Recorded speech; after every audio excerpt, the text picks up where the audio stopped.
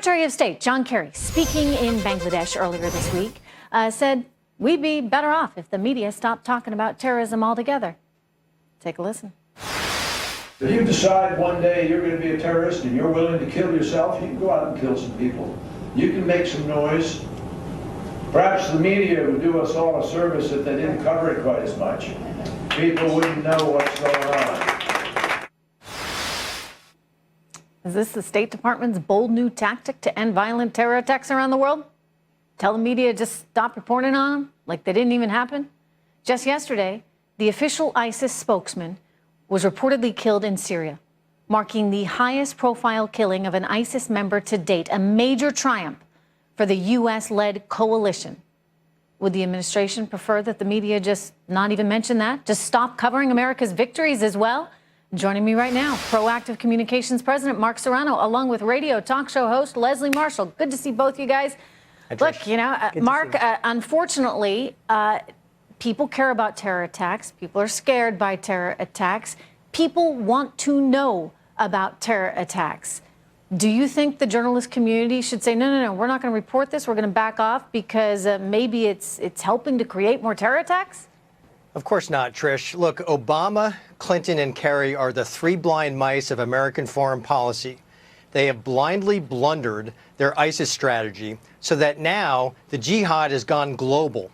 And since they can't control the story, Kerry is trying to control the storytellers by suggesting that, look, let's not make a big deal out of this, especially now based on Obama policy that the 10,000th Syrian refugee has entered in the United States with very little, if any, vetting. I believe this is a foretelling, Trish, that the story is about to get much worse for us. And so they're trying to control the storytellers. Wow. Leslie, you're a storyteller yourself. You're a journalist. You have a radio program, a commentator. How's this sit with you, what Kerry just said? Actually, I agree that there is perhaps too much exposure that helps an organization such as ISIS. Let's remember, Jihadi John, who is now dead, thankfully, once wanted to be a rap star. Some of these people want the attention. Certainly these groups get more attention, and it prompts them, I think, when they behead someone, for example, to behead another. They use the media, as we know, as a recruitment tool. They use social media. And I do think, I'm not saying if we don't report it, we certainly should report our victories, but I don't think we should report our strategy. I think that's very dangerous for our troops worldwide.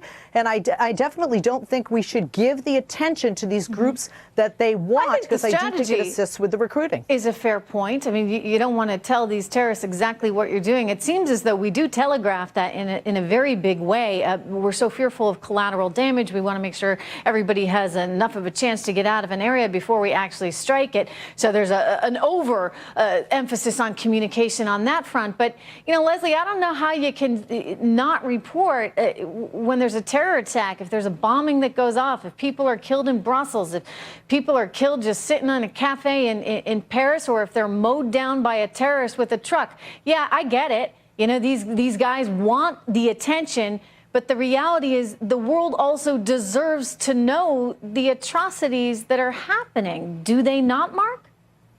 Trish, look, John Kerry wasn't talking about signaling our defense strategy or our military strategy at all. He was talking about downplaying the reality of global jihad. That's exactly what he was saying. I mean, look, when 84 people are mowed down by a truck in the streets of Nice, you know, should we just say, look, it was just an isolated incident? Well, and by the way, they've tried to do that. They have absolutely tried to do that. I mean, you think about what happened in the streets of Cologne on New Year's Eve. I keep going back to this, but it's just so horrifying for me. This wasn't terror. This was just sexual assault. And everybody tried to cover it up. Nobody actually wants to admit what was going on. Even some of the attacks here, Leslie, there's been such an emphasis on, oh, well, maybe this was just such a deranged person, mentally unstable person. Yeah, I'd say if you're a member of ISIS or sympathetic to any of ISIS's cause, you are mentally deranged.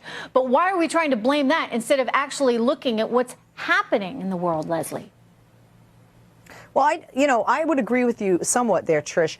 Part of the problem that I see, being a member of the media, it's not reporting. Absolutely. The people have a right to know, and that's certainly what we do here and do well via our First Amendment and have the right to and should do. I think it is the overblown sometimes reporting or coverage. That's I don't get it. Secretary What's was overblown? referring What to. coverage is overblown, unfortunately, Leslie? I don't understand that. Unfortunately, I'm out of time. I got to leave it Okay. there. See you guys soon. We'll be right back.